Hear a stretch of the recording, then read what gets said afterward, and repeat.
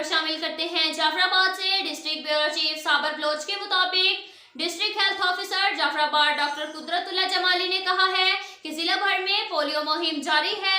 महकमा सेहत के अहलकारों और रजाकार मुख्तलिफ इलाकों में 5 साल तक के बच्चों को पोलियो के कतरे पिलाने में मसरूफ हैं। जिला भर की आवाम पोलियो के अमले के साथ मुकम्मल ताउन करे ताकि कोई बच्चा पोलियो के खतरे पीने से रह न जाए। कोरोना वायरस के मुकम्मल खात्मे तक आवाम एहतियात कर ले। इन ख्यालात का इजहार उन्होंने सहाफियों से गुफ्तगू करते हुए किया।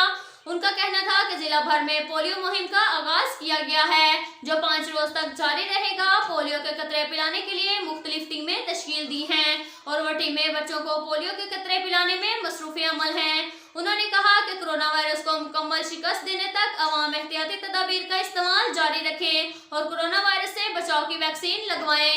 अब तक के लिए इतना ही काफी है। मिलते हैं